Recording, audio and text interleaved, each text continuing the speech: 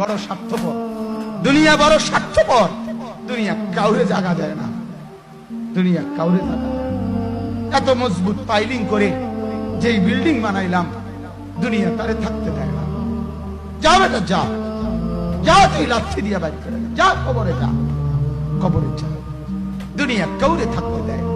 দুনিয়া কত ক্ষমতাধরকে মাটির নিচে ফেলায় দিছে, দুনিয়া কত সম্পদ আলাকে মাটির নিচে ফেলে দিছে, দুনিয়া কত সুন্দরী নারীকে মাটির নিচে ফেলায় দিছে, মাটির সাথে রেজা রেজা করে ফেলছে। আজ আর চেহারা নাই, আজ আর রূপ নাই, আজ আর যৌবন নাই, আজ আর ক্ষমতা নাই। এমন বাদশা ছিল পৃথিবীতে যার হাতের আঙ্গুলের ইশারায় মানুষের গর্দান উড়াইয়া দিত, যার হাতের ইশারায় উঠত মানুষ, বসত মানুষ। আজ বাদশারা নাই, আজ সম্পদওয়ালারা নাই, আজ মালওয়ালারা নাই। দুনিয়া কাউরে থাকতে দেয় না, কাউরে না দোস্ত, কাউরে দেয় না। দুনিয়া দাদারে আমার থাকতে দেয় নাই। আমার দাদারে আমি দেখছি, আজ আমার দাদা নাই। আমার নানারে আমি দেখছি, আমার নানা নাই। আমার দাদিরে আমি দেখছি, আমার দাদি নাই। আমার নানিরে আমি দেখছি, আমার নানি নাই। আমার বাবারে আমি দেখছি, 14 লক্ষ টাকা বাবার পেনশনের আমি সব ডাক্তারের পিছনে খরচ করে ফেলছি, বাড়ির ফসলের জমি বিক্রি করে ফেলছি। আমার বাপ যেন না মরে বারবার বারে হসপিটালে নিছি, কিন্তু দুনিয়া আমার বাপকে থাকতে দেয় নাই। আমার বাপ কবরে চলে গেছে। দুনিয়া কাউরে থাকতে দেয় না, কাউরে না, কাউরে না, কাউরে না, কাউরে না। আমার বাপ দুনিয়া কাউরে থাকতে দেয় না। তুমি থাকবা না, তুমি থাকবা না। দুনিয়ার ধোকায় পড়ো না বাপ, দুনিয়ার ধোকায় পড়ো না।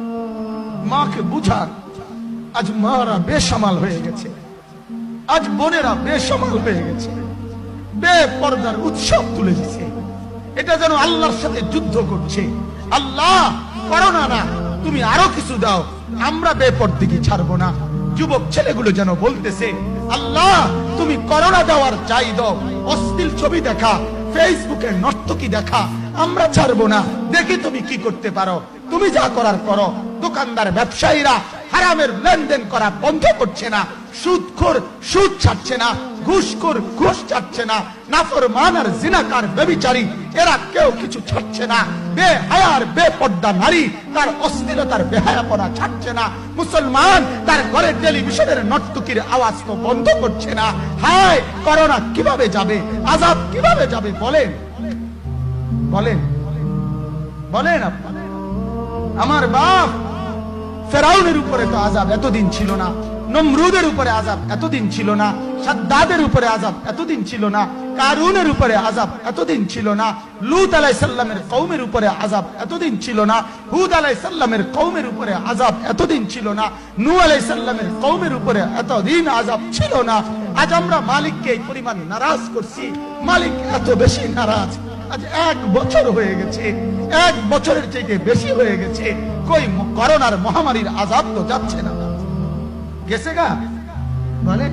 আমাদের লক্ষ লক্ষ বাচ্চার পড়ালেখা বন্ধ, এরা নষ্ট হওয়ার চূড়ান্ত পর্যায়ে পৌঁছে গেছে।